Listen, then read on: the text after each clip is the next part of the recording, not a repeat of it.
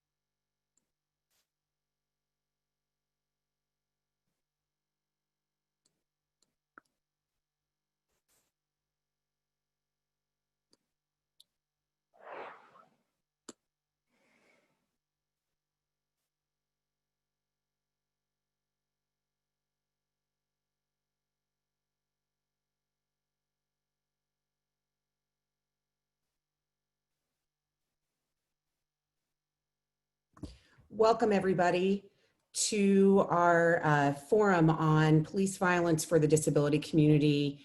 We are really so happy to have you join us, even though these circumstances are very, very difficult for many of us.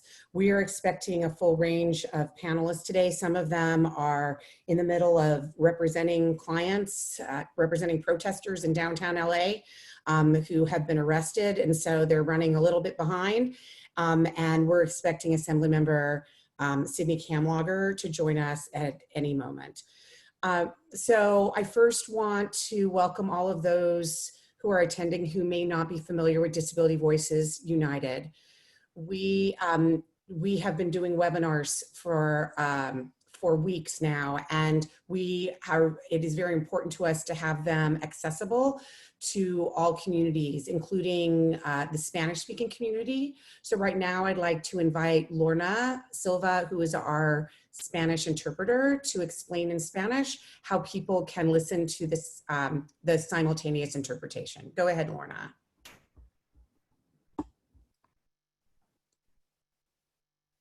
Para las personas que hablan español, si quieren escuchar la interpretación de este webinar, pueden llamar al número 551-241-6310.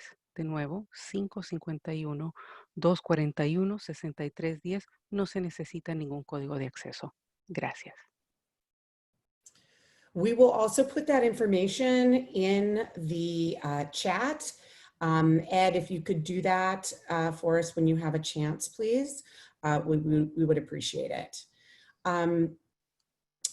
And I also wanted to let you know that we are having webinars every week to help educate and to advocate for the disability community during the coronavirus pandemic. We have already done 10 webinars. We started in mid-March. And so please get on our mailing list. You'll see a slideshow, we'll put it on at the end, where you can find out how to get on our mailing list, or go to disabilityvoicesunited.org. So just as an introduction, my name is Judy Mark. I'm the president and founder of Disability Voices United. We're an organization that is led by and staffed by exclusively by people with disabilities and family members.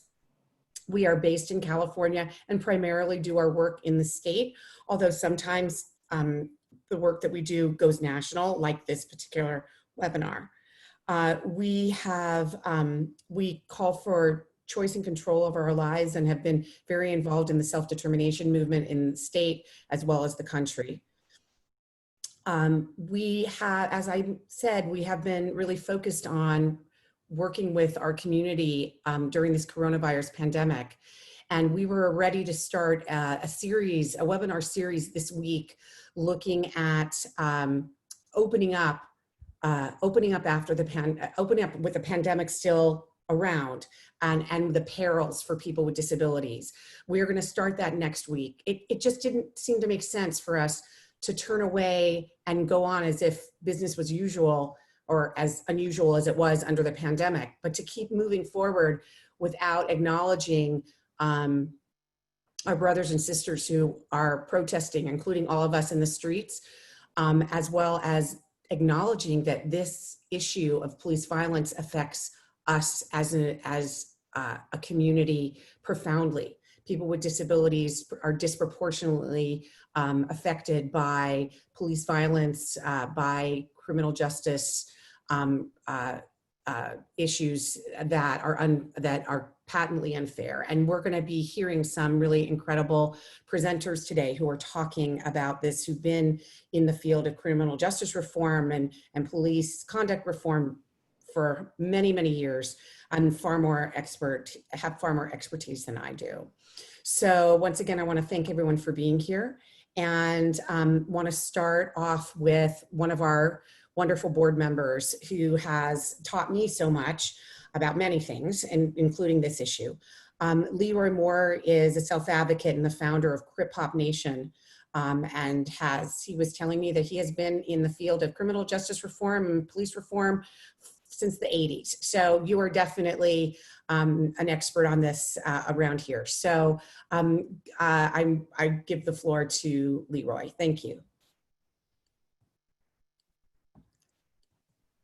Leroy, you need to unmute.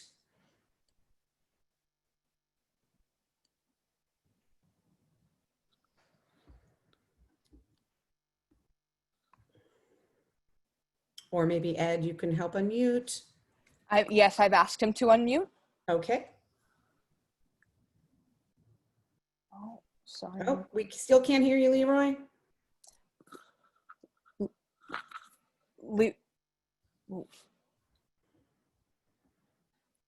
Leroy, if you can see the mic on your screen, the mic icon. Okay, got it. Sorry. Yeah, my mouse wasn't working. I'm sorry, people. No worries. So thank you, Judy, and thanks for holding this forum. Like Judy said, I've been involved with police brutality activism going back to 1989. So I saw Mothers Against Police Brutality on October 22nd, and now Black Lives Matter. And through the decades and through the years, I've also seen the silence of the disability community around this issue. Silence from organizations, silence from activists, and silence even from lawyers in the court that don't want to bring up disability, even in the courts. So, yeah, so I've seen a lot to go through during those times. I just put up a video last week talking about 3 generations of Black men. My granddad, my father, and now me, all fighting, against police brutality. And you can go to YouTube and you just find, it's called 3 Generations of Black Men. And you can search it by my name, Leroy Moore, or also search it by Crip Hop Nation. It's a network that I started like 12 years ago. So I want to read because I typed out what I wanted to say. So now with gentrification, you see city after city just ripping up our laws and bringing back what's called the ugly laws. If you don't know what the ugly laws is, the ugly laws started in the UK, saying that poor people with disabilities can't be outside. Susan Swite from UC Berkeley wrote this fabulous book called The Ugly Laws. and see collaborated with another group that I'm deeply involved in, Poor Magazine, to really get the issues from poor people. So the ugly laws go all the way back to Margaret Thatcher and even more. So the ugly laws came to the U.S. and U.S. cities started to implement them.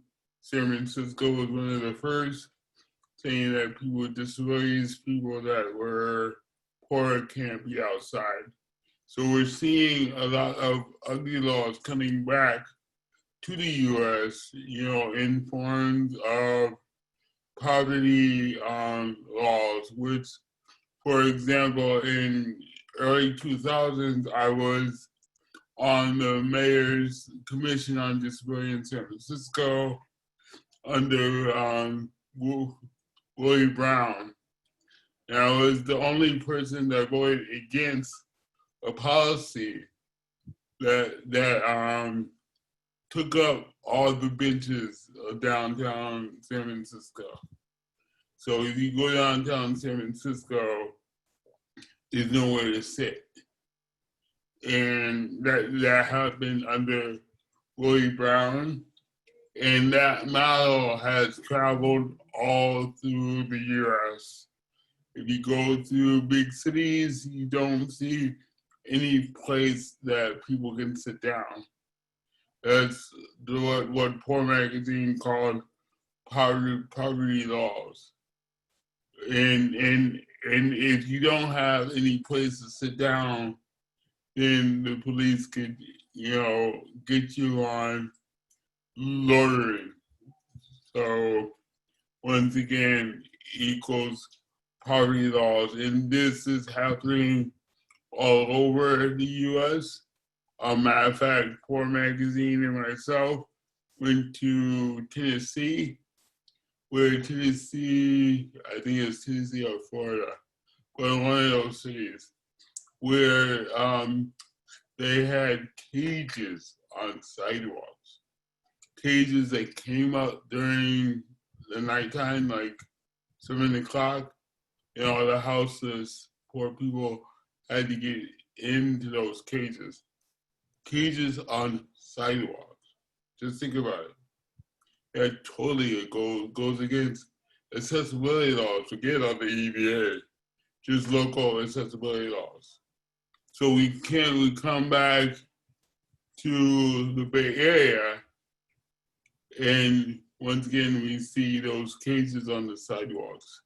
As a matter of fact, Poor Magazine did a rally a couple weeks ago talking about these cages on sidewalks in the middle of a virus, where hotels have rooms open, but the mayor doesn't want to put houses people on in these hotels, so you have cages on sidewalks. So also, my background in police brutality is that in the late 90s, I started an organization for people of color with disabilities called Disabled Advocates of Minorities Organization, DAMO for short. And we held 2 open forums. I think both of them were the first of its kind to deal with police brutality and people with disabilities. Because at that time, we had 2 Black disabled men that were shot by SFPD. One was named Idris Stelly, and the other one was Kevin Boyd. Idris Stelly had mental health disability and was shot at the Sony Metron Theater in downtown San Francisco. And Cameron Boyd had a physical disability and had prosthetic legs in his trunk. And he told the police that he was going to his trunk to get his legs, and they shot him. So, so DAMO put on 2 forums with the mothers and with other activists. And at the time, I think it was under Pete Wilson, there was a statewide organization that were doing education around disability in the criminal system. So educating judges, educating juries around disability. So we had them on the panel. So today, Poor Magazine has this concept of never calling the police. It's a policy that we live by and that we've been doing this workshop since those open forums back in the early 2000s and even further back in 99 and 98. So the training really discusses how to really change your lifestyle so you don't have to call the police. So it's not a grant, it's really how to change your lifestyle. And it's a whole workshop. And I want to get into suggestions because we know all the problems. We've seen it on TV lately. And these suggestions I wrote years ago. I think they're still relevant now. I'm just going to go through them quickly. I don't want to take up too much time. But we need to change the focus because usually the focus is on what the police need. You know, the police need more training, the police need stun guns, the police need cameras, the police need blah, blah, blah. You know, I think we need to change the focus and have the question of what the community needs. You know, does the community need more training on mental health, on autism? You know, so we can call our neighbors and not the police. Number B is knowing that, you know, these lawsuits coming from parents are coming from taxpayers. Just wondering if the lawsuits are coming from the police pockets. It would totally change everything overnight because it's coming from their pockets. Number C is it's about time that the Black and Brown community team up with organizations like the Malcolm X Grassroots Center to do a report on this. There's not one report on police brutality, especially in the Black and Brown community. And as we know, with the census coming out, everything is about numbers. So if you don't have those numbers in the beginning, we really can't focus on it. So I think there needs to be a report done by and for people of color with disabilities, Black and Brown people of color with disabilities. And the Malcolm X Grassroots Center in New York did a study around police brutality, but didn't really have disability as a focus. So I think we need to really talk to them about doing another study with people with disabilities, you know, taking that focus. We need to also continue to write about it, of course, you know, like Twitter, on Facebook, you know, in media from a disability standpoint. Usually what happens is that everybody gets their voices in except people with disabilities. It's changing a little bit now. Matter of fact, I got a couple of calls from media that wants to talk about the disability aspect to it. That's new. It hasn't happened before, but it needs to continue to happen. Another one is we need to take this on institutionally, especially people with disabilities organizations need to take this on institutionally. It's not good enough to have a petition. You know, I love this panel.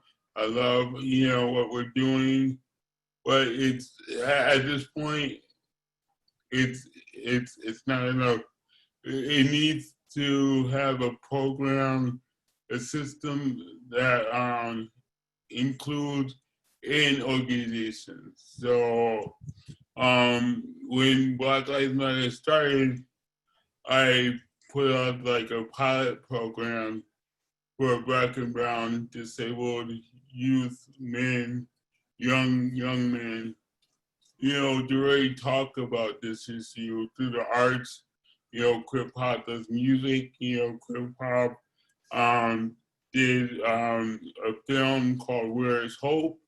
And Where is Hope came out during almost the beginning of the Black Lives Matter movement that talks about disability and police brutality. Unfortunately, at that time, we didn't get any support on that film from all the police brutality movements. But we did it. It's up on YouTube. It only costs $3 to look at. And Crip Hop also did a hip hop CD around police brutality. So I think it's really about time to have a pilot program in disability organizations, in independent living centers, and other disability organizations to really talk about the issue of police brutality from activists on the ground. So once again, we're changing the focus. It's not the police. It's talking to our people, our community around the issue. For example, if you research, Google Paul Childs in Denver, and Paul Childs was a young teenager with autism, Black teenager with autism, and he was downstairs in the basement, and the parents got scared. They thought that he was having an episode, so they called the police. The police knew him. The police had training.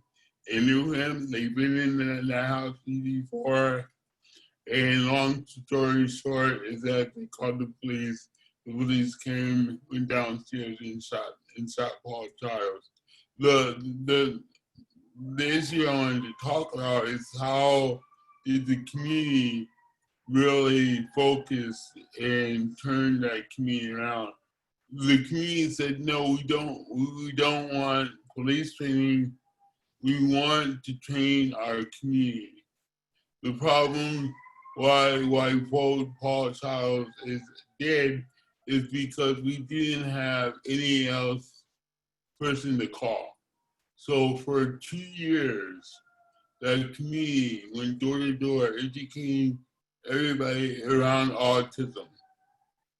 So the whole community had that education. Unfortunately, like nonprofits and funding, that program is no more. But the program did teach the whole community around autism and people with disabilities. So I'm gonna leave it like that, and I know there's tons of information on this panel. And thank you once again, Judy, for having this panel. Thank you. That was really the history, and your ideas are so important because they're very different than what a lot of what we're hearing right now. Before we move on, I wanted to let people know, it came on a little bit late, but our closed captioner has come on. It is available if you need it by going down to the bottom of your screen and pressing on closed caption and then choosing to show the subtitles. So please feel free to use that if it helps you. We are now going to turn, I see that Assemblymember Sydney Kamlager is here. I just want to make sure that she is available to speak right now. Sydney, are you there? I see there's a placeholder on the screen. If you are not there, then we are going to move on. Okay. Oh, you are here. She's saying she is here. You need to unmute yourself. I don't know if we can also see you, Sydney. I feel like as if she is in the wrong place. So I'm going to go and upgrade you to a panelist, Sydney.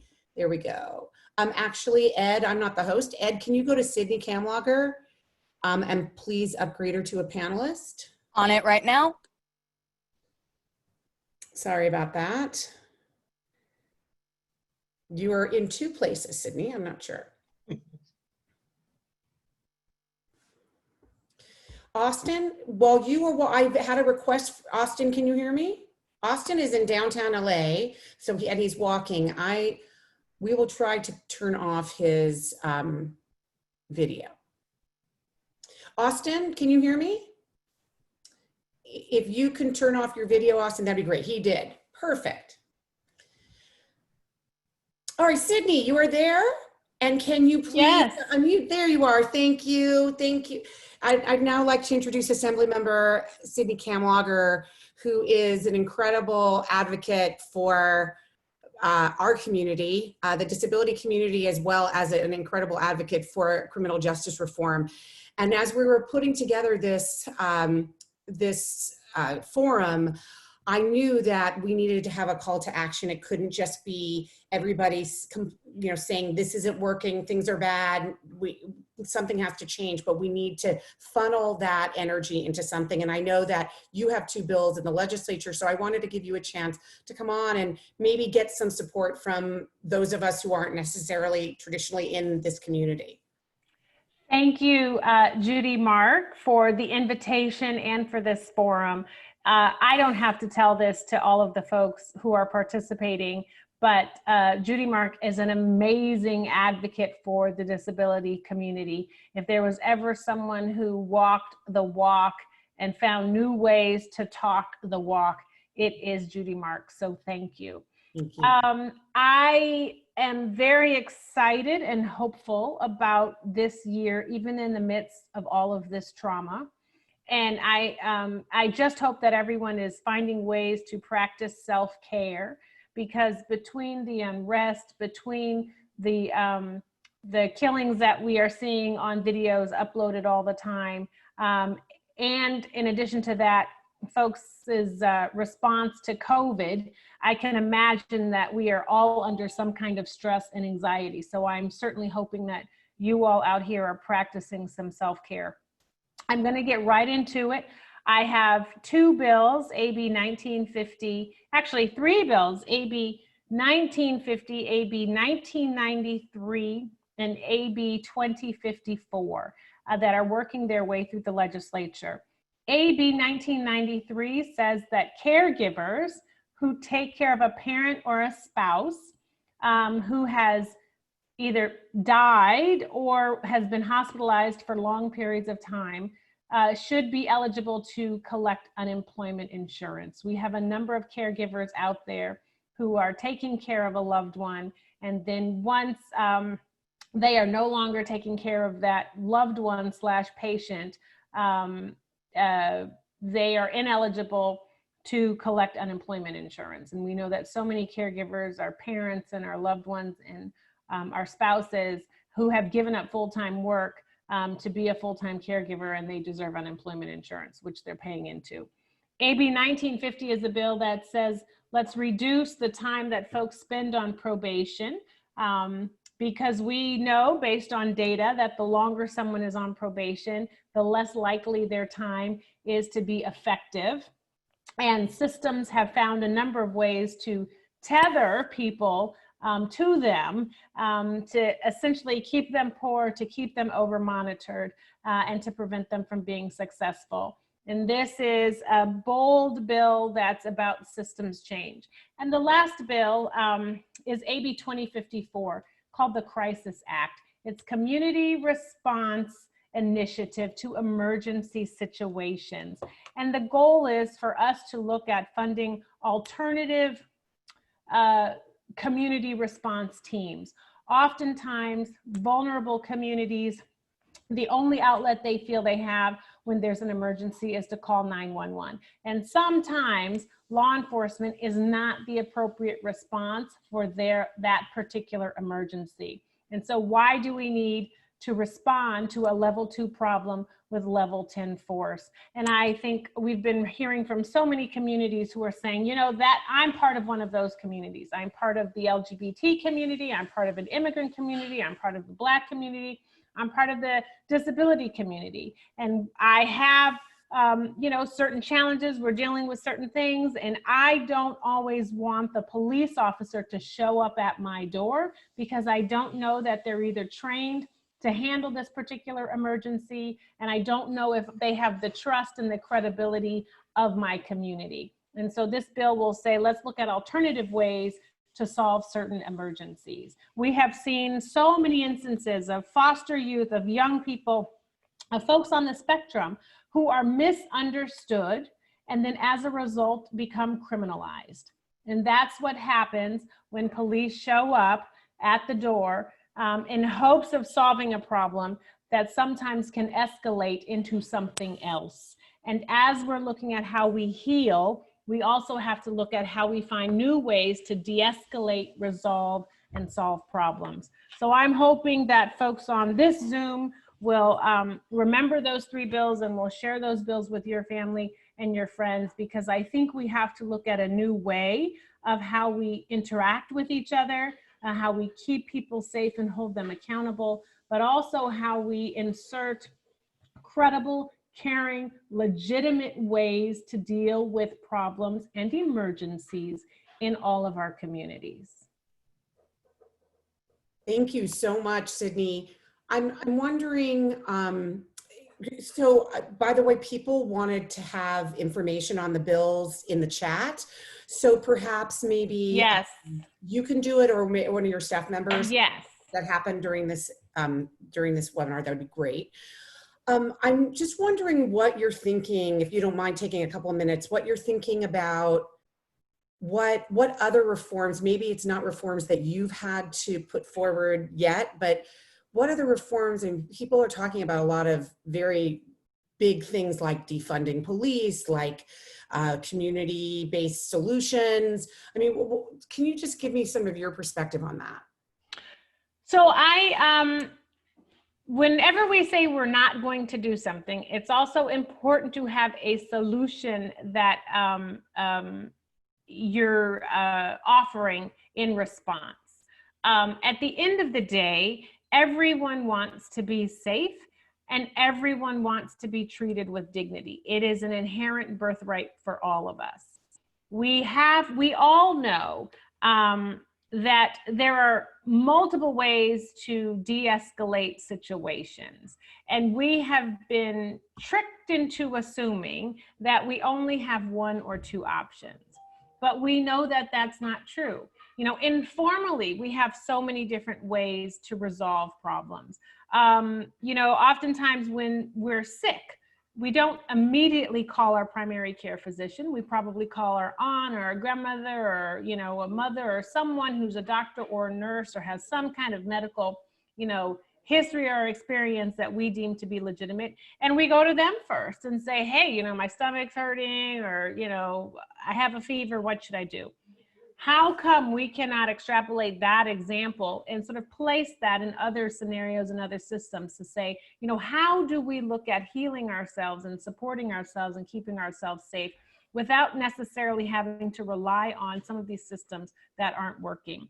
There are so many bills that the legislature is focused on each and every day of the year that we're in session that really speak to the zeitgeist of this moment, which ultimately is about marginalization, poor people feeling marginalized, Black, Brown, Asian, Native American, Latino people feeling marginalized, folks from the disability community feeling marginalized or even erased. And we have this moment to step into and say, you know, I'm here, and I would prefer that you interact and deal with me in a way that is dignified and that recognizes my space in this world. We are fighting for bills that deal with reparations. We're fighting for bills to repeal affirmative action, Proposition 209 that was on the ballot a long time ago, to put that back on the ballot for folks to consider. We are fighting to get a bill passed that will allow folks that have felony records to reclaim their right to vote. That hopefully will be on the ballot in November. There are so many things that go on in the legislature that we don't know about, that we don't really think about until moments like this happen, and you start looking and you say, wow, you know, we had lynching on the books just 3 years ago, and 2017, who knew? So we have an obligation to learn that information. We also have an obligation to continue to reflect about our own biases, and we have an obligation to step outside of our bubble and learn about other people. You're on mute. I agree. One of the, a really wonderful self-advocate, Wesley Witherspoon, who possibly is your constituent, because I think he lives in West LA. He wants you to know that people with disabilities are not taken seriously when they file a report as a victim, and our perpetrators continue to victimize us because they get away with their crimes. A person might develop mental health problems or even go to jail or prison themselves because of the lack of response from law enforcement. I saw this, I was at one of the protests today, and there was a great saying on a shirt that I saw. It said, "You can't get well in a cell." And so our response to folks that we don't understand should not be to criminalize them. And we stigmatize mental health issues, and we also stigmatize people with disabilities. And oftentimes I think those communities are conflated. And we have a responsibility as either comrades or allies for both of those communities to step into the spotlight and to share our stories and to call it out. I was listening to Leroy at the beginning of this segment, and much of what he said was so true. I have heard horror stories of young men, boys on the spectrum in school who did something bad and then were charged with a crime. And the district attorney's office said, we know that they're on the spectrum. We know that they need supports, but let's just prosecute them anyway. And that speaks to the lack of dignity and the misunderstanding that is out there for folks with disabilities and for folks with mental health. And I have to wonder, I mean, he was a large boy, he was a Black boy. He came from a home that was poor, and I always am thinking if that is part of the algorithm, the formula that's cooked up to say, how do we treat folks? We have an obligation to step into the spotlight and talk about these stories, because we have a responsibility to let folks know that folks on the spectrum oftentimes are preyed upon by these systems because we haven't focused enough time on explaining them and asking folks to check their own bias about the disability community. Exactly, exactly. So Sydney, I don't know if you are able to stay on and listen to other panelists. Feel free if you need to jump off, we understand.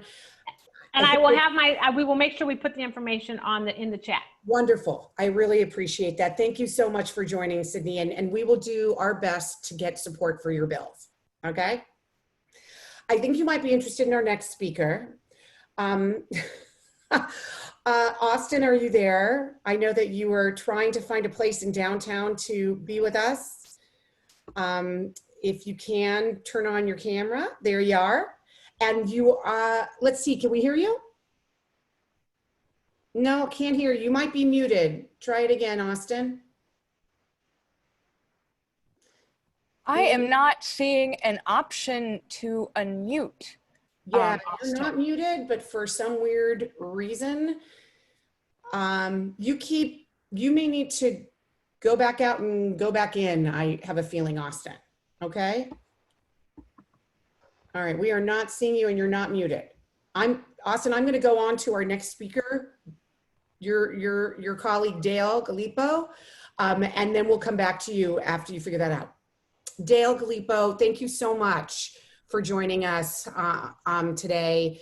I know that you are the attorney for the French family who suffered a horrible experience a year ago in a Costco in Corona, California, when their son was murdered by an off-duty cop in the middle of a store, a crowded store. And we are so honored that you could join us and tell us, you know, sort of what you've seen, how this has affected the family, what could have been done differently, sort of. And I know that you're very involved in criminal justice reform as well. Go ahead, Dale. Yes, thank you. Well, thank you so much for having me. I've heard really good things about you, Judy, and I really enjoyed the comments of Leroy and Sydney. I thought they were great, both of them. I'm not sure exactly what I should talk about or what I could add, but just to tell you a little bit about myself. I'm a civil rights lawyer. I specialize in police misconduct cases and have for about 18 years. I've handled hundreds of cases involving serious injury or death. I was one of the lawyers in the Cameron Boyd case that Leroy talked about. I represent a lot of families and cases that people might be familiar with. And my friend Ben Crump and I work on about 5 cases. He hasn't officially brought me into the case in Minneapolis, but that could happen. And I would say 80 to 90% of my cases, and most of them are death cases, involve people of color. A very significant percentage involve people with mental illness. And I see patterns over and over again. And, you know, I was listening to Leroy, and his idea of changing the focus I thought was a very good idea. But I think there needs to be reform and maybe changes on both sides. This clearly is a time in our history where we have an opportunity for real change. And I think we all have to do our best to help make it happen. There's such a disconnect now.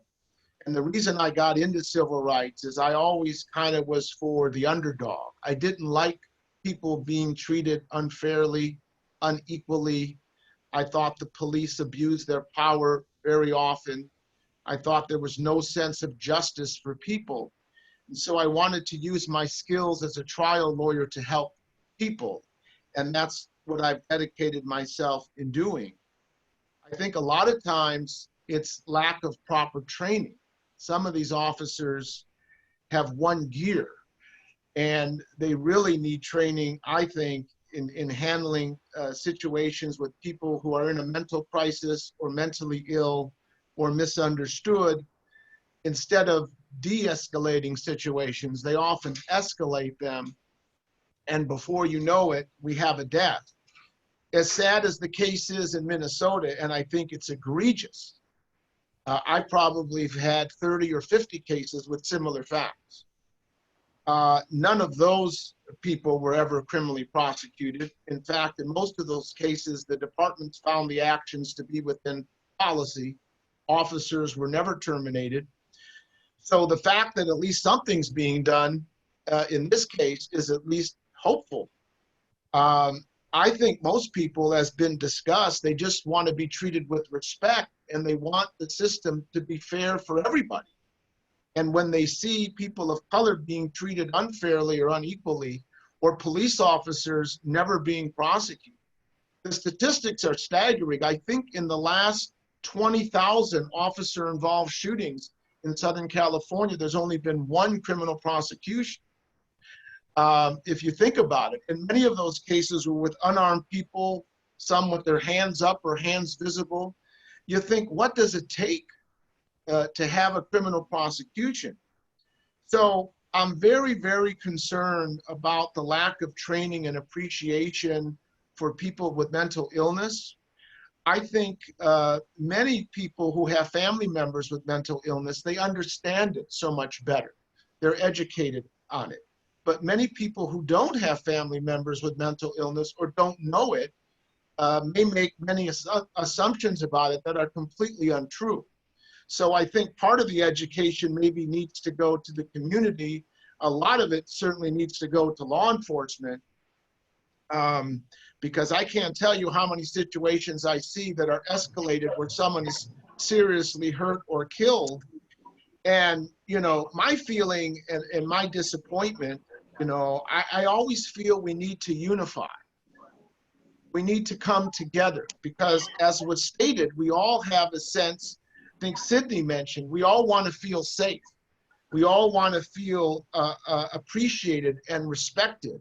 And certain human qualities like compassion and kindness and reverence for human life, you know, the basic principles, if they would be applied, I see much of what's going on. And I so applaud the efforts of everyone who's been protesting and all the activists and people who are devoting their life for change. But we still have great polarization. While there's many, many people that support change, there's other people that really support the status quo. And it's so concerning. And I think in everything we do, we have to have a way to figure out compromise and unification, and maybe a better communication or understanding, because there's such a lack of trust between the community and law enforcement now. And it makes it very, very difficult. But I think, you know, people on this panel and many others watching are the right people to make change. I think the new young generation, I'm so encouraged and inspired by them. And if you look at them, they come from all walks of life. That also is just, it brings such joy to my heart to see that. The young people, I don't see all the protesters being of a certain race. I see them from all aspects of life. They all have a sense of what's right and wrong. And when I see white people holding up a sign that Black Lives Matter, that brings joy to my heart. They understand. And I'm so hopeful that we can use this time to make positive change, whether it's legislative changes like Sydney's working on, the great work that you're doing, Judy, that Leroy's talking about. I think it's all very important. You know, in my case, the French case, which was the Costco case, you know, on its face, it seems so egregious that a police officer could go into a Costco, claim he was pushed by a mentally disabled gentleman, and then take out his gun, announce himself as a police officer, and not only shoot and kill Kenneth, but shoot both of his parents who were trying to intercede and tell them, tell the individual who announced himself as a police officer that their son was sick. Please don't shoot. And he opened fire, firing 10 shots, many of the shots striking both the mother and Kenneth in the back. The parents are physically injured for life, and more importantly, they're emotionally destroyed. They love their son as people, you know, sometimes a person with a disability, you tend to love even more because, you know, they're special. And he did not deserve to be killed. The parents did not deserve to be shot. And what's more disheartening is that there's no criminal charges brought against this officer at all. Zero. And if you think about it, if a non-police officer had walked into Costco and got into a push or a shove with a customer and then took out a gun and killed the person and shot both of his parents, I couldn't imagine that person not being arrested, brought to jail, and criminally charged with murder. And because he's a police officer, of course, he gets a pass. And that's what's so hurtful and bothersome to many people in the community. And while, you know, the French family is supportive of everything going on and all of these rights, and certainly supportive of people with mental disability, and they're like looking at the case in Minneapolis and saying, okay, those officers deserve to be prosecuted, but how about our case? No prosecution at all, zero. And I could tell you in the hundreds of cases that I have handled, and many where I prevailed in front of a jury, there's never any criminal prosecution. And it's really heartbreaking to the families. So I'm really hopeful that we could all use this time to be creative, to use our resources, and think how we can effectuate change. And in doing that, I think we have to come to some compromises, some understanding, some unification, and really get back to the basics. We want to have respect for others. You know, we need to show more compassion, more love, more kindness. And, you know, I even wondered in watching some of the police officers called out to intercede in these protests, how many of them would rather not even be there? How many of them were standing there because they were ordered to stand there, thinking in their mind and heart that, you know, I agree with a lot of these people. But yet I was told I have to go here and do what I have to do. So, of course, I don't want to get into politics, but I think that our current leadership is so lacking that it's making the problem greater, not better. And I'm hoping that our future will be bright. But just like in many times, and I know that Leroy has seen a lot, it's times like this that they're difficult, but this is our opportunity to make change. And I think everyone's doing the right thing, and I'm very hopeful and prayerful that things will improve over time. If anyone has any questions for me, I'd be happy to address them, because I really wasn't sure exactly what I should talk about. No, there's a bunch of questions that have come in. I'm going to let Austin, if you're there, I'm going to let Austin speak, and then because both of you, I think, can really have a dialogue on some of these questions, even though I have a feeling you're going to agree on the answers. You are now muted. I don't know if you want to unmute Ed. You can unmute him. I'm sorry. No, you're good. Go ahead and speak, Austin. Let's make sure your mic's working. My mic is working. I think I can hear you fine, Judy. I couldn't Wonderful. before. Obviously, a technical glitch, and thank you for having me on. All right, thank you. So now I'd like to introduce Austin Dove, who is first and foremost, most importantly, a parent of a young man with autism, who is a really amazing young guy. And he's also an attorney, criminal defense attorney, and an activist on criminal justice reform. So go ahead, Austin, tell us what you've been thinking about. Tell us what I'm thinking about right now? Yeah. Well, Where are you? I'm actually downtown LA on South Broadway. We just finished joining a march. We actually assembled our own march.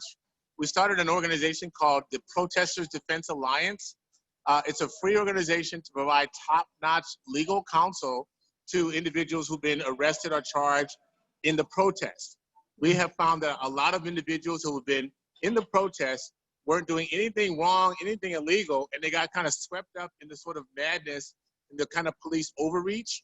So what we've done is we decided on very short terms and very short, kind of time frame to set up an organization that would provide free legal services to well-qualified attorneys to provide one-to-one representation to all those young men and women who've been charged, caught up in the kind of whole sweep. They were out there expressing their frustration, expressing their rage about the George Floyd murder, which obviously is part of this topic. And we decided to respond and do something. So now we have over 60 lawyers who volunteered, and we're working to make sure that all these people who've been arrested have proper and very effective legal representation. So tell me a little bit about what what do you think of what's going on in our world right now? Do you have the same kind of hope that Dale has? Because it gives me hope that Dale has hope. I have to say that. Well, I do have hope that my hope stems from the currency of the moment. What I'm seeing today, what I haven't seen in prior events like this, is a lot of diversity, a lot of real passion. I mean, we had a press conference today. The two men that came on, They were both Caucasian men.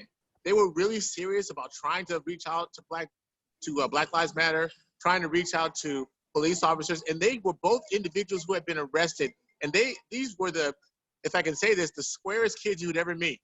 And they were just out there protesting, and suddenly they found themselves arrested for not complying with orders and an unlawful assembly. And what does that even really mean? An unlawful assembly when you're protesting something, that is a real serious concern for all of us. So what I'm doing now is trying to make sure that we sort of couple clients with counsel. That's really the goal that we set forth.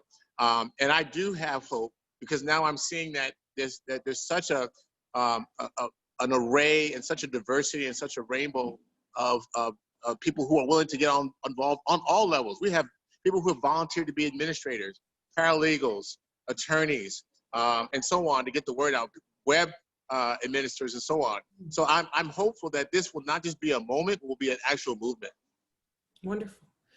Austin, we've had some people interested in the chat who want to do who want to volunteer, either they're attorneys or paralegals. Is there a way that, how should people get a hold of you if they're interested in volunteering? We took quick action on this, Judy. Thank you for that question.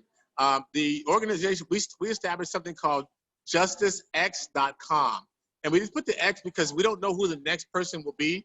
So it's justice for whoever the next person will be, and justice for all those unidentified people who've been out there before, who have been charged, who've been arrested, been mistreated by the police. Dale obviously has a tremendous skill set. His reputation precedes him, and I'm honored to be on the same panel. I'm honored to be on the same panel as him, and as well as other, the people who kind of all joined this movement. So what we're doing right now is making sure that there's a phone number to outreach for attorneys. Anyone who's been caught up in this thing and who needs help or representation, the number to call is 877-71-JUSTICE. And I'll make sure I'll add a link to the end of this call, 877-71-JUSTICE. It's also justice-x.com. For anybody who, and this especially includes the disabled community. Anybody who's in the disabled community who feels past, present, or future that there's been some wrong done to them by the police, that they've been arrested. Because I'll tell you what I do see all the time, Judy, when I go to court, it sickens me that I see individuals who I know are disabled, who I know are on the spectrum, who I know who have the kind of challenges that you and I are trying to support, who are, instead of being treated appropriately, serviced appropriately, these same individuals are being incarcerated, are being prosecuted, are being placed on probation. So what we're doing is making sure that those individuals have a safety net to reach out to. Right, wonderful. Thank you, Austin.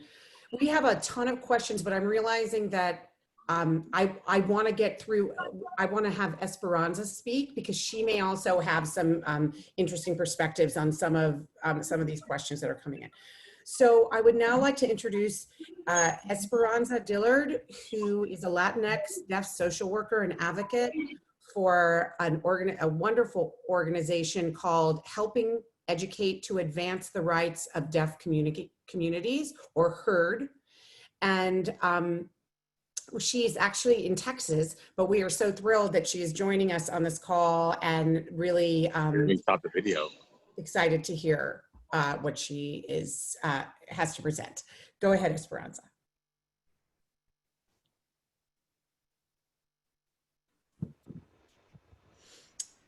Can we make sure that the speaking interpreter, okay. The interpreter's on, go ahead. Perfect. Thank you so much for having me as a panelist today. My name is Esperanza. I am deaf. Before I do begin, I do have a video transcript already ready, set up on Zoom. I am wearing a black shirt. I have a ponytail. My wall is brown, and I am sitting on a black chair. My pronouns, she, her. I am a social worker, and I'm an advocate for HERD, helping educate, advancing the right of the deaf community. I'm also a student, a learner, learning about the prison system and how to abolish the prison system. I would like for us to learn and how to work in a world without having police in the prison system. I am under a time constraint, so I will try to do my best to explain all of the things that I want to get through, and how police violence affects deaf, blind community.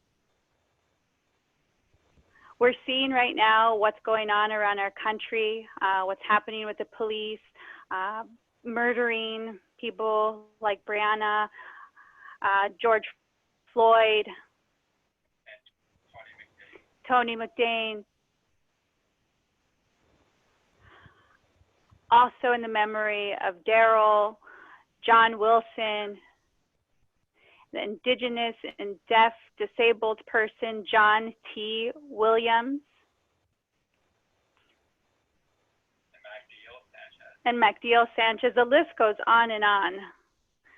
We have been witnessing this police violence that has been ongoing for so long, but it seems to just be persisting. And how is it that for the past 200 years that these officers, this law enforcement, and the prisons have been, how they've been affecting the marginalized community? The system is so, white is rooted in this. The marginalized communities are being ignored. Even in the deaf community, there is things are being led by the privileged, which is only reinforcing the police system, which is only reinforcing law enforcement. Now is the time for deaf and disabled community to start doing their unpacking and recognize where it is that your racism is, where it is that your autism is on the spectrum. Why is it that the police and the prison system is still there, and why is it so focused on the marginalized community? Who is being most affected by this is the Black and Brown, Indigenous, disabled, LGBTQ community, those that are poor, with no income. It affects young adults, incarcerated people. The prison system and the law enforcement, these placards, the trainings, the way that they are taught, and if we give them more training on sensitive topics, on how to work with people that use ASL, these services, the way that they are taught, like who is, let me back up a little bit.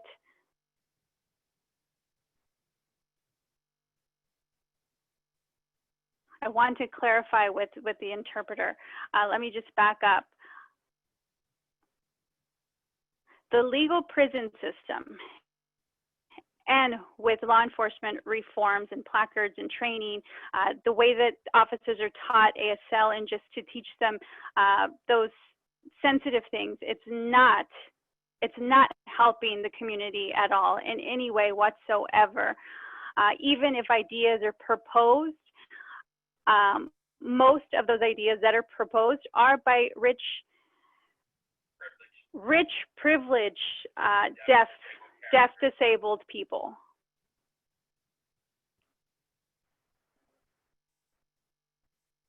There was a person by the name of Pearl Perkinson, older, Black, disabled person who lived in Oklahoma. And they went to the DMV, registered themselves on their license plate, letting them know I am deaf. And so they had a deaf placard in their vehicle. This person had 2 sons that were in law enforcement, so had a respect for the law enforcement and their system and their rules. And what happened is that they were beat by police officers, by the highway patrol.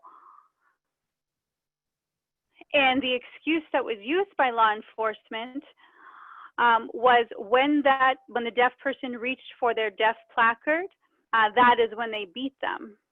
They were saying that there was a resist of arrest. And so the list of charges that were placed on this person are endless.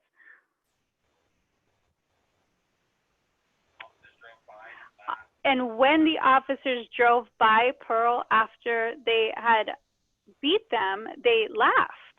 They drove by laughing, mocking them. And they created a story that justified their beating. The deaf card that they had didn't provide any sort of safety.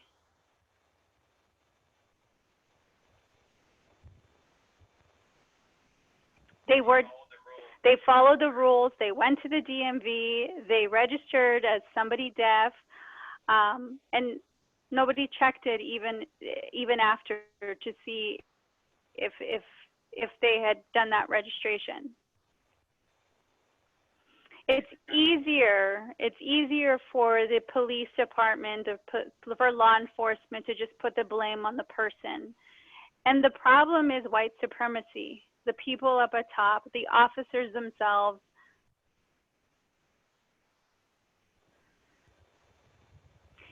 Law enforcement ends up getting more money. They get more weapons. They're able to more surveillance.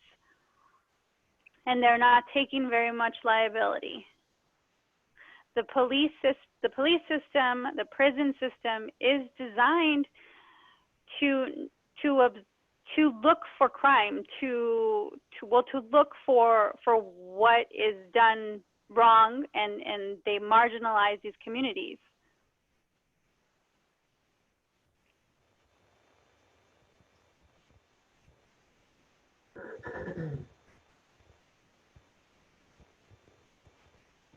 I just want to be clear that I want to make sure within checking in with the interpreter to make sure that I'm clear. I want my message to be clear, that it comes across to everybody.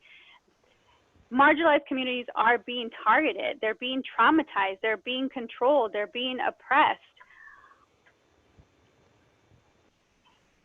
The time is now for us to pay attention, to make these connections, connect the dots, and stop this, to create reforms that are investing in disabled people and marginalized people to save their lives.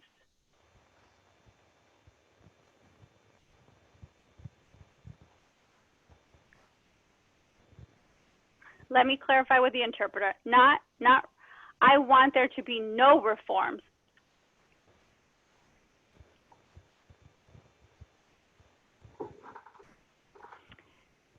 It can't.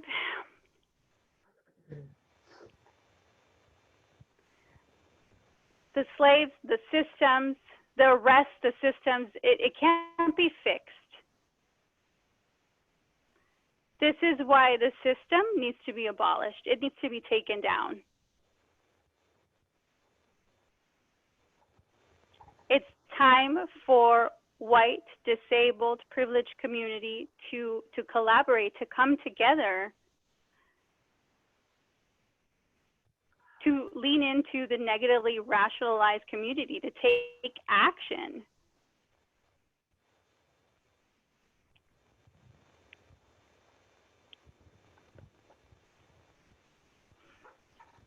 The screen keeps freezing with the interpreter, but we are seeing each other. I see you fine.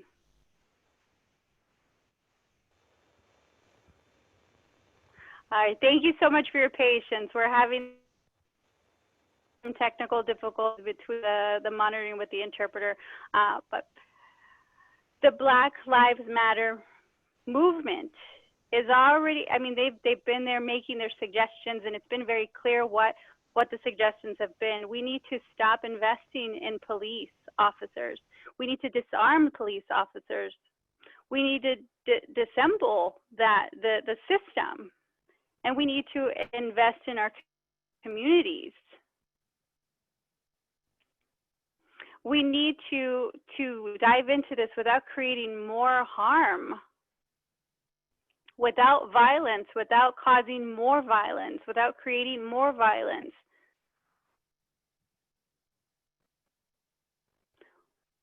We want to be able to sustain life and growth in our communities.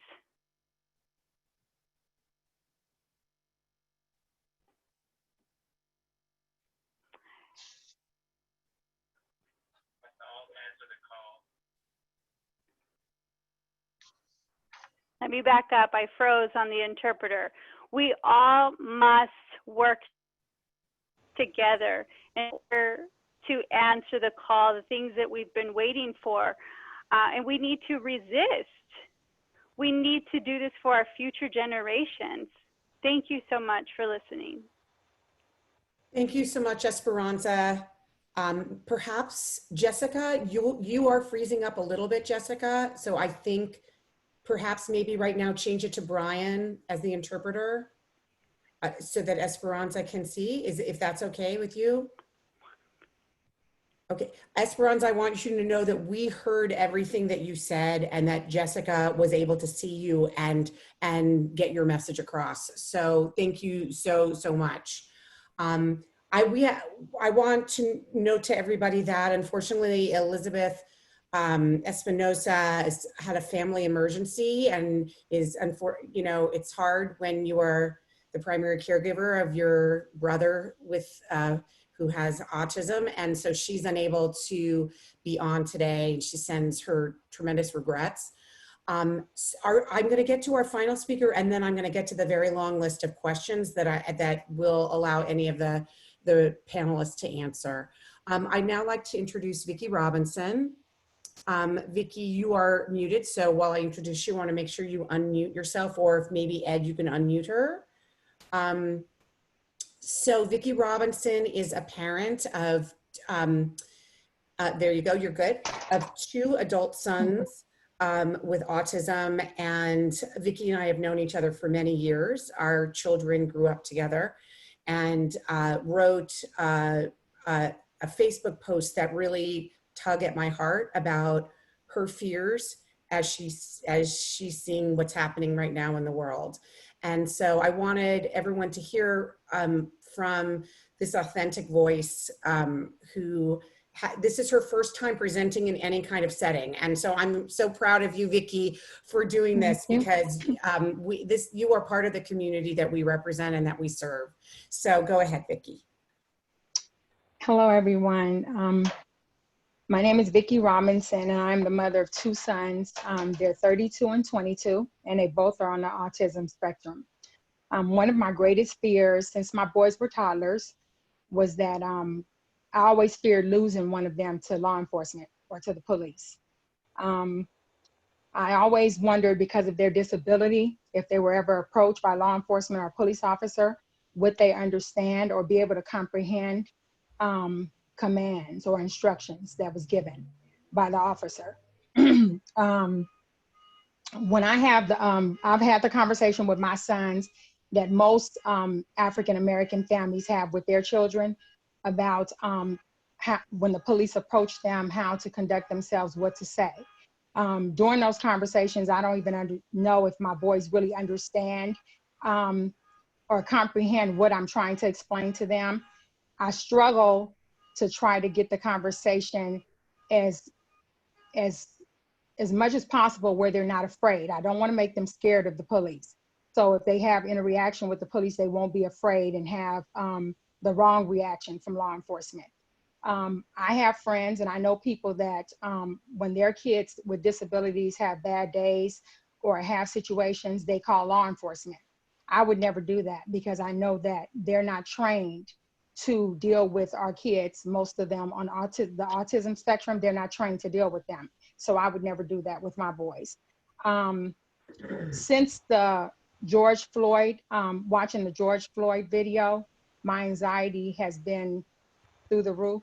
because I am so afraid for my boys.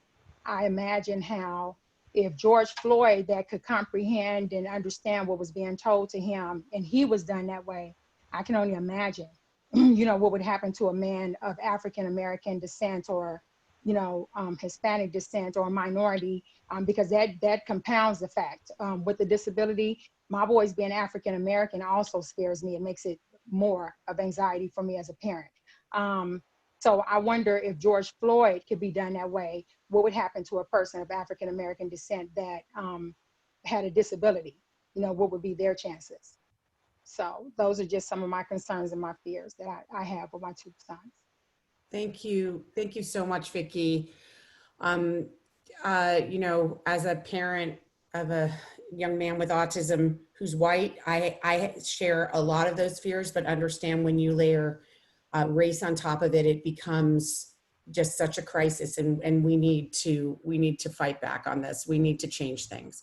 So I'm going to pose a lot of the questions that we've been seeing.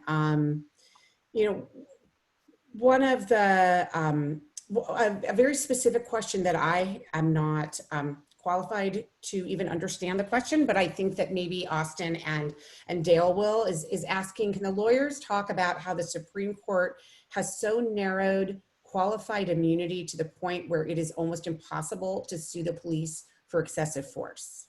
Dale, I don't know if you want to take that. Yes, I could take that.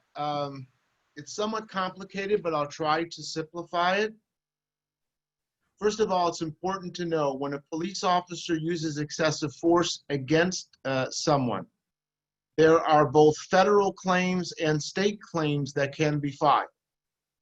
Qualified immunity only applies to the federal claims. It in no way takes away your right to bring a state wrongful death or a state action for unreasonable force or negligence. With respect to the federal claims, the law of qualified immunity recently has been more broadly applied, and I feel misapplied and interpreted incorrectly, where it basically says there not only has to be evidence of a constitutional violation, but the law has to have been clearly established at the time. And what they mean by that, or what they're interpreting that recently to mean, is that there has to be a similar case with similar facts in a published opinion that would have been or put police officers on notice that their actions were unlawful. Now, if you think about it, it's absurd because, first of all, police officers are not reading the appellate published opinions. Second of all, most of their actions fall within the obvious. And do you really need a published opinion to say that? I sometimes had used the example, imagine if families at home having Chinese food and the police break in and someone has chopsticks in their hand and the officer shoots the person claiming, I thought he was going to attack me with chopsticks. Would they argue, well, there's no case on the books that says shooting a person with chopsticks is excessive, so we should give the officers qualified immunity? I mean, it's really absurd. In the words of one federal judge, he said, in my opinion, qualified immunity is just an excuse to give a police officer a break when you want to and shield them from liability. What's important to know is that currently the Supreme Court is carefully looking at this issue. And even though we have a conservative court, generally speaking, they have rounded up about 20 or 30 cases on qualified immunity, and they're looking at them. One of them is one of my cases. To show you how absurd that this got, there's a case out of Fresno where during a inspection of property, the officer stole $220,000 of cash. The federal court in Fresno held, well, there's no case that says stealing $220,000 is a constitutional violation, so we're going to give the officers qualified immunity. I mean, it's become a joke. And I think the Supreme Court has finally realized that it's become a joke. I think about the Minneapolis case. Are they going to say if there's no case on the books that says you can't put your knee on someone's neck for 9 minutes when they're telling you they can't breathe, that we should give the officers qualified immunity? So It has been applied very broadly. I think it's going to be cut back, but with the right lawyers and good lawyering, there are ways to get around it. And I do about 90% of the time get around it. And even if some judges hold that it applies to your federal claims, you're still able to sue the police under state law, and qualified immunity will not protect them. Interesting. And scary. This is a question for Leroy and Esperanza. Could you please talk about your experiences with developing mutual aid systems as a way to get around the 501c3 industrial complex, and which you might need to explain that as well, and white supremacy and internalized ableism that it reinforces? Wow, it's a whole book. So I bring up once again Poor Magazine. Poor Magazine has been doing work on the front lines way before this epidemic, going back to the 90s. Poor Magazine has been feeding the community way before this epidemic, and now it's tenfold because all the nonprofits are closed. So mutual aid, what from the Poor Magazine standpoint, is what we live. You know, Tiny from Poor Magazine always says that you can't pass a houseless person and keep on walking, and that's what we stand on. You know, we feed the community every day.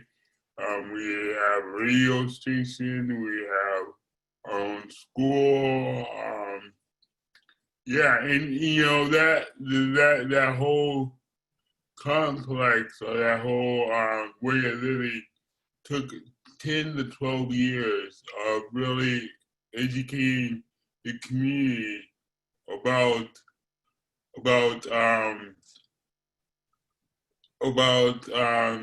looking at your fellow person as yourself. So really looking at wealth and how to redistribute wealth to the people that's already here. Poor Magazine has been doing that since the 90s. Has been teaching people that have extraordinary wealth how to redistribute to the people that's been here. So because of that 10 to 12, 13, 14 years of education, that established our Solidarity Board. Our Solidarity Board is not charity. It's the people that have, you know, wealth or other access to society that poor people don't have.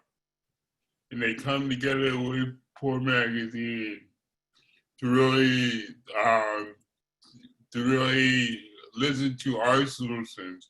That's one thing that Poor Magazine has done in the last, 10 to 15 years, is stop knocking on the doors of the state and really look inside and say, okay, we have the answers, we have the education, we have the policy. Let's, you know, present this to our community. Once we did that, you know, we had the Solidarity Board, and that gave us opportunity to purchase land and to expand the services that we're doing every day. So it's kind of interesting, you know, through this virus, we see more and more people doing the work that Poor Magazine has been doing since the 90s. So, yeah. Thank you, Leroy. Esperanza, did you want to also answer that question? Yes, I would. Hi again, I'm Esperanza, and I just wanted to give you one quick example. Hold on. had something show up on my screen. Give me 1 second. Sorry about that. The interpreter was moving away, so I had to get back on the screen. So I wanted to give out one example of our organization, the HERD organization. And I want to emphasize that HERD organization is non-for-profit. And we've been around for about a year now. And we're an advocacy that supports, you know, housing, food, incarcerated people, handing out food and different things of that nature. And then also, we talk about mutual support for everybody that's connected in the community. And we try to get everybody to be unified.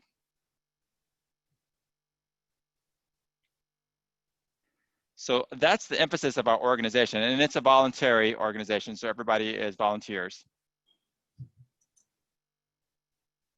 So I hope that maybe, you know, that provides an example of what you were looking for, how we're all coming together and working for the mutual needs of the community.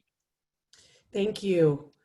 Thank you. That's helpful. Leroy, did you want to add something? Yeah, I just wanted to add something else. Is that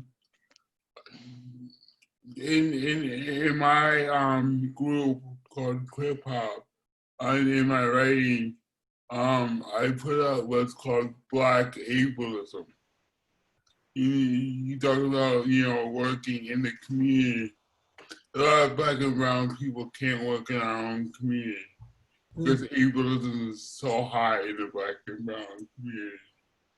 So, you know, Black disabled people need new language to really come back home and work in our community, and that's why I put up what's called Black ableism, and how our Black and brown community can really you know, re-educate themselves about ableism, because I think the Black and brown community never got that education. And because of that, we still live with the oppressive education that we got through slavery and through Jim Crow around disability. That disability is a sin. That disability, you need to overcome it. You know, so we need to really re-educate our community about that, so Black and brown disabled people can come back to the community and can work in movements like Black Lives Matter. You know, unfortunately now, Black Lives Matter has a lot of education to do around ableism before Black and brown people can come back and work in that situation. You know, a lot of people had tried, and a lot of people got burned and had to leave because of ableism. So, you know, our Black and brown community need to do that education around ableism. And that's why I put out Black ableism, because we need language to really talk about it, because we haven't talked about it through a Black lens. Thank you. Thank you for clarifying that. I'm not sure if this exists. I've actually looked into it and couldn't find it, but one of the attendees is writing an article about racial and ethnic disparities, systemic racial disparities for services for people with disabilities. But she wants to know, do police departments or states or cities keep data on the number of people shot by police or involved in police incidents? And do they have a category of people with disabilities, or do they look specifically at autism? I mean, is there any way to get data on how prevalent it is for people with disabilities who are you know, either involved in police violence or in other kinds of ways? Dale, would you know that, Austin? A little bit. I can say a little bit. You know, I think, number one, it's shocking that some departments claim they don't keep the data or statistics. Other departments, I believe, keep it, but it's very difficult sometimes to get.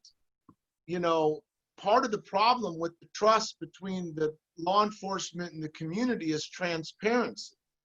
And some of these information I think is really important. For example, you know, how many people have been shot? How many people were of color? How many people had a mental illness? How many people were unarmed? How many of those officers were ever disciplined or retrained or terminated or criminally prosecuted? Because part of the problem, in my opinion, why we have so much police violence and why we accept it, and I don't think we should, you know, I agree with Esperanza in that way. We just are accepting things as the norm, whether it's the prison system, whether it's police forces, police violence, and I don't think we should. I sometimes tell juries, why do we put up with so much violence?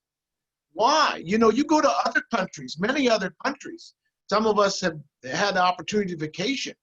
I don't even see a police officer writing a ticket in the weeks that I'm there. And so, but these statistics I think would be important because it goes to the ratification. It goes to the fact, and some of these officers have been involved in multiple shootings. I've had cases with police officers been involved in 6 or 7 different shootings and still on the department. It is outrageous. I think also the public would be surprised to know there's been hundreds of cases similar to the one in Minneapolis. This has just been made public because of the video. And I think it's very important. Now, there are ways to get the statistics. There's public records requests that can be made, and even in litigation, you could demand this information and demand there are people that know about this, because you could proceed on theories that they have an unconstitutional custom and practice of doing this. They ratify this type of conduct. This is business as usual for them. And I think if attorneys could work on getting this information out and getting it to the public, it'll bring us one step closer in realizing the magnitude of the problem and starting to try to figure out solutions. Because everybody wants solutions. It's one thing to recognize the problem. I think everyone's got the attention. We all want solutions because we don't want this to continue. We want this to improve. And so that's where creative minds are going to have to come together and unify and unite so that we can come up with some ideas that will solve some of these problems over time. You know, it's quite funny, you know, not funny, but funny to have the notion that the police is going to keep records. It's like having a slave master keep records of how many times he whipped his slave. This doesn't make sense. It has to be an independent organization or independent committee to do that. There's this organization in San Francisco, I forget the name, but they were starting to collect data. And I asked them about disability. It's like, whoa, we never thought about that. So I think that's what it takes, you know, to find these independent local organizations that are collecting data and really push them to collect people with disabilities. Like I said in the beginning, this country is all about numbers. You know, nonprofits have to do grant reports. You know, we're about to do the census. You know, it's all about numbers. So I think that's one of the hidden factors of the DOJ and the president is that they keep these numbers away from us, so we don't do these reports that can have some kind of face on not reform, but really trying to reshape our way of thinking, how we can be safe in our communities. So I think the more realistic is to have local organizations to do this work. For example, a couple of years ago, I had a chance to interview the ARC. I just have to put it out there. the ARC is a national organization for people with developmental disabilities. They still have the R word in the whatever. But I interviewed the person that was doing the database around police brutality and people with disabilities, and they had a 4-year federal grant to do this. And this was like about 3 years ago. And they were excited about putting together a brochure. They were excited about a brochure. I was like, wow. And that's why one of my solutions or suggestions is to take this federal funding that's going to these national organizations and to connect it to the people on the ground doing the work. Because it doesn't make any sense to have the ARC do this database, which is needed, but they are excited about a brochure where people on the ground is actually doing the work and doing alternatives toward police or coming up with solutions. And I have to say that most of these numbers that are alternatives from the police are connected to the police. So we really have to stay focused on, if it's alternatives from the police, then make it alternative. Don't make the call go back to the police, because that's chasing our tail. So yeah. Thank you, Leroy. James asks, why is defunding and demilitarization not part of this conversation?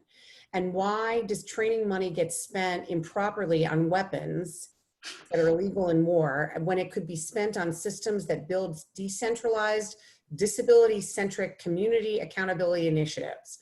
Why aren't we talking about actions that are available for disabled civilians of color to have influence over court proceedings?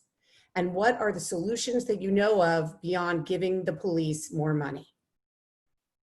So that's a lot of questions. There, I have a feeling that James has a lot of those solutions are in the question, but I'm wondering, Esperanza, I know that you touched a little bit on that you were actually saying we need to have a different way that we don't even need police anymore. I mean, I guess this is a question I would want to ask you, Esperanza, as well as Leroy, Dale, Austin. If you could create society in the way you wanted to, you can go to a land there where you get to create it. What would it look like? And would there be police? What would it look like if somebody committed a crime?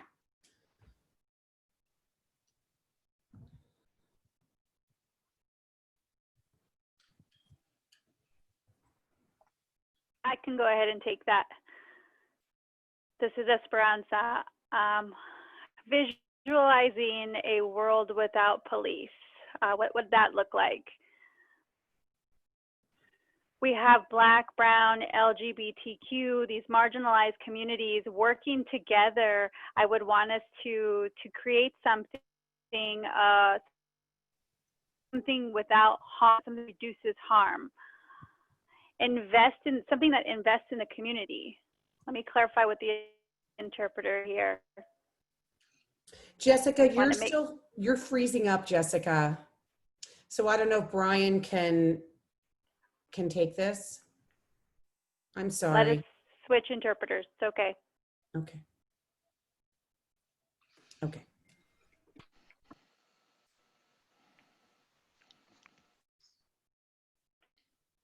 Okay, so we switched interpreters. Perfect. So I'm gonna back up just a little bit for clarification. So what I envision for a society without cops, I'm looking for our community to be involved in the process. I'm looking to have the Black, the Brown, the Indigenous, the LGBTQ communities, all of them coming together, and everyone that's marginalized coming together. Hold on, the screen was changing on me. But having all of those marginalized communities working together and trying to develop something and support one another and investing in within our own communities. For example,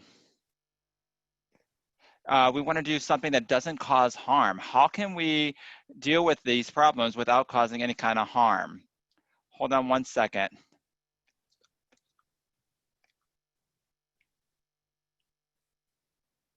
How can we reduce harm? So harm reduction, that would be the biggest thing, you know, working together to reduce harm. And plus any other kind of violence that we can control. You know, how can we reduce harm and violence within our own communities?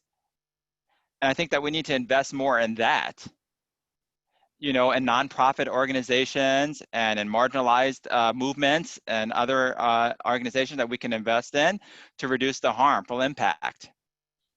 And so that we can feel safe, you know, because we need to support one another.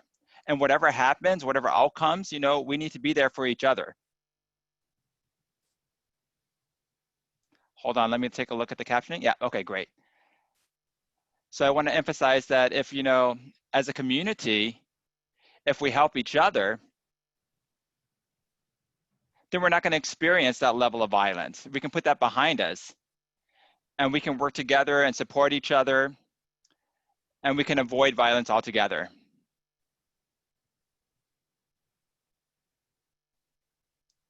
I'm just looking back on the captioning. Yes, perfect. And I want to add the prison system causes more harm to the community, especially the marginalized community. You know, it's supposed to be doing reform, but at the same time, you know, it's doing more harm. You know, so really we need to tear down that system. And we need for the community members to feel safe and for the disabled people to help one another for generations to do away with violence.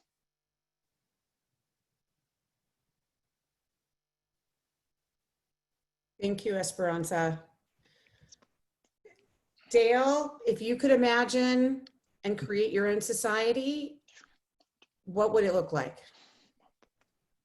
Well, I like Esperanza's idea of no violence because I'm really against all types of violence. You know, I think for me, it gets down to the fundamental principles that I talked about earlier that, you know, are so basic, but yet, you know, not applied the way they should be. And just having respect for other people. Recognizing that some of us have some differences, but yet we have many similarities, many more similarities than we have differences. Whether it's the color of our skin, whether it's our socio-economic background, whatever it may be, we always have much more in common. And I just love to see people showing more love for others, compassion and kindness and understanding. Because I think when you start with that type of foundation, then things get a lot better. And unfortunately, it's so much of a us versus them mentality with the police department. We have to figure out a way. We got here in a bad way. We got here because of generations of racism. We got here because certain conduct has been accepted for too long. We got here because there have been injustices and inequalities under the law.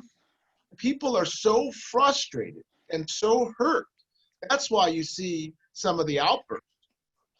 But the real challenge is, how do we go from here to transition to a place where it's just be a better world? And it's got to take steps, obviously. It's got to take steps. How could we rebuild that trust with the police department? I think police officers are trained just generally to use way too much violence. They just go in violent mode. I mean, that's why, and I was thinking, you know, if a police chief or a sheriff of their department really cared, you would expect them to look carefully at the statistics.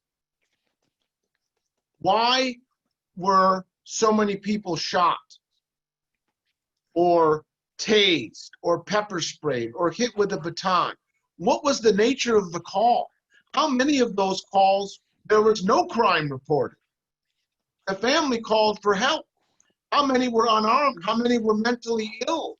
How did they escalate to that? The problem is the officers feel they have all these tools to do different things and they need to use them. They have their guns and their tasers and their pepper spray. To me, it's outrageous the amount of force they use. And how could they think that's appropriate, even dating back to Rodney King? How could they think in their mind that beating someone like that is okay? Where did they get that idea from? Is it because they were bullies in high school? Is it because they think it's cool? Is it because they have the support of fellow law enforcement officers? Because the ordinary person looks at that and it's sickening to them. So, you know, I don't know, it's sad how we got to where we are, but I think there has to be a recognition. From some of us that are non-law enforcement, we have to recognize they have a difficult job at times. And they might need better training, but they're human beings also with families. And they're not all bad. And they have to realize that we're human beings and we deserve to be treated with respect and dignity. And they're on some kind of a power trip in my mind, and they abuse their power so often that something is really broken with the system.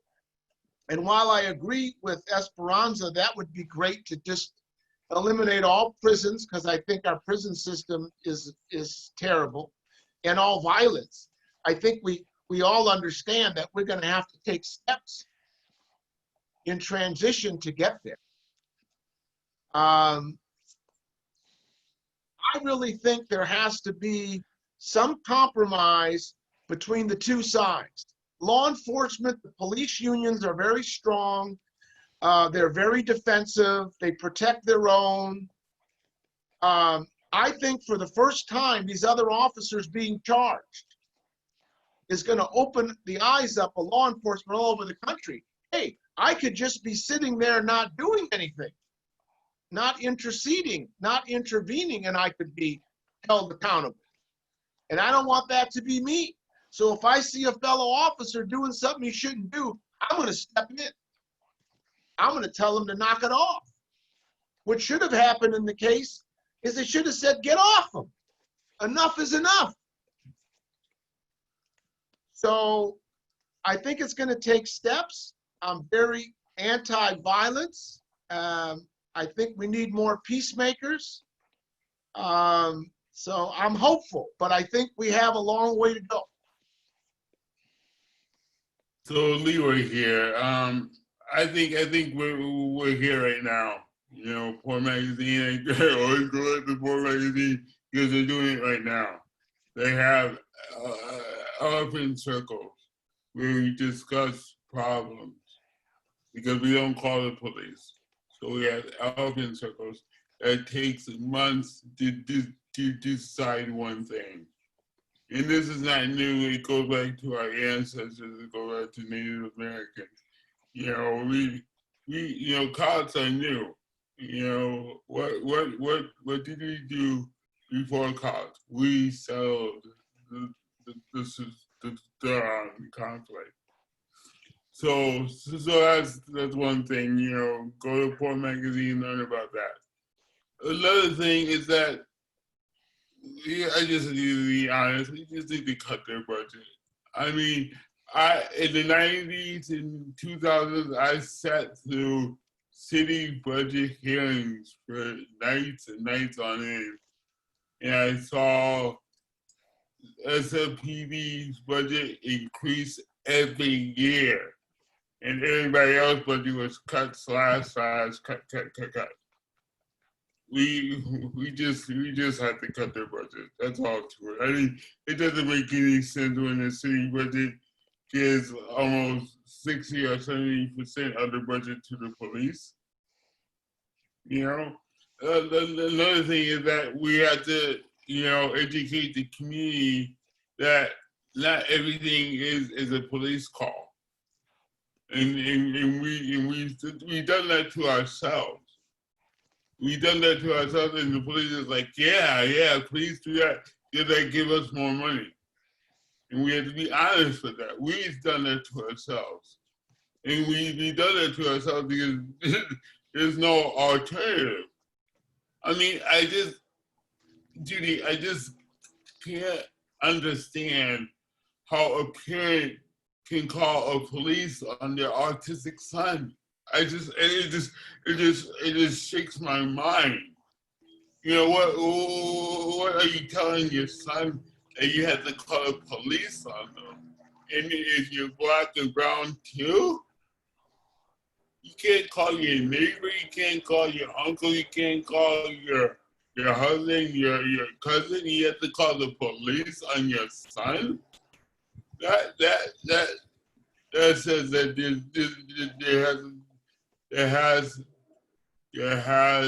was a breakdown in our community, in our family structure, that we had to call outside for some kind of, I can't call it safety. This is not safety. So one thing is that we need to study our Native Americans. We need to study our ancestors and how they, dealt with conflict. And I get this all the time. Well, what about people that do horrific things? Most of the conflicts are not that. Most of the conflicts are just petty conflicts that we can settle, For example, Poor Magazine always does this skit because we do education around poetry and performance because we're all artists and all are poets. And we had a neighbor that had mental health disabilities. And he used to live in the same house decades ago where we bought. And the reason why his land was taken away because of lack of payment and lack of information that he could understand. So now he comes up with a Poor Magazine, and he's taking all of our garden work, and he's just like ripping it up, like, okay, this is for me, constantly. We didn't call the police. We talked to him, and we understood that that this place was his place decades ago. We talked to him. We built a bench in his name, so now he sees that that his voice is heard, and that's how we dealt with it. It took months. It took months, and sometimes he still gets mad. And he still comes over and picks our garden, but it's not a 911 call. Yeah. Let me make, I'd like just to make one comment on what Leroy said. I have to go in a few minutes. I apologize for that. But many times where someone's having a mental health crisis or suicidal, the families do not call the police. They call 911. Yeah. And the dispatcher gets the police. They don't ask for the police. The dispatcher sends the police. That's a huge problem. And what's even a bigger problem, and I agree with Leroy, we got to try to resolve what we can without making that call. But the other problem is we are at a place now that people are afraid to call the police, even if it's a police call, because they see how things go so bad that someone ends up killed. And I think so many people have no trust in the police at all. They don't even want to call the police when a crime has happened. So that's part of the problem. But I absolutely agree with Leroy that you shouldn't call the police on an autistic son. You should try to resolve what you can without calling the police. But I just wanted to, I'm sure Leroy knows that. In many of the cases I have, the people said, we didn't want the police. We called 911 thinking that they would take him for a 5150 or something. We didn't know the police was going to come, and then everything went south. Yeah, and we work in the space of disability rights work, and can tell you that that families are calling 911 primarily because they're not getting the supports and services they need from those agencies that are supposed to be supporting them in crisis. And if those agencies were actually doing their job, then when that person went into crisis, they wouldn't be thinking, my only option is 911. Right. And so that is what we spend a lot of our time advocating for, better safety nets from those agencies, from those government, the Department of Developmental Services, from the regional centers, to make sure that they are doing their jobs, so they are there in a crisis instead of families turning very mistakenly to police. We're gonna wrap up in 1 minute, but I wanted to make sure that Vicky, you had one question, Vicky, here that I wanted to make sure that we asked is, what tips do you have? And I know that you find this hard, but what tips do you have for explaining to your children who have developmental disabilities and others with autism or intellectual disabilities about what's going on today in the world? Why are there protests? Why are people angry? Why is there police brutality? You're on mute, Vicky, so I want to make sure you turn that off. But how can we talk about this with our children in a way that they understand but also feel safe? I will be honest and tell you, it's still new to me, the George Floyd situation. And so I'm actually still struggling. Almost 2 weeks in, I'm still struggling with exactly what to tell my sons. I'm still struggling with that. I'm still working on it. I've tried to explain to them the protest, but I don't think they gained the concept of everything that's going on. So I'm still trying to find the words and put it in the right way where they'll understand some of it. Yeah. I can tell participants that I saw on Facebook today that someone has written a really wonderful social story. So for those of you who may not know, a social story is a story with pictures that helps explain things in a way that people with autism and intellectual disabilities can understand. And we'll try to get the link for that to everyone who registered for this, who's on the webinar today, because I found it to be really helpful. I would like to thank all of our incredible panelists. I've learned so much from all of you. We plan on certainly following up and getting the information that you provided to the general community, because I know there were many people who weren't unable to be on today. We also want to let people know that this was recorded and that we will be posting it both on our YouTube channel as well as on our website. It was also run on Facebook Live, so many people are going to be able to see it on Facebook afterwards as well. And we'll make sure to tag the various people who were part of the panel today. So once again, thank you everybody for joining us today. And we stand in solidarity. We plan on working together to make life better for people with disabilities, people of color, and that we are unified in calls for change. Thanks, everyone. Thank you, Judy. Thank all of you. Good Thank luck you, and God Judy. bless you. Bye, everybody.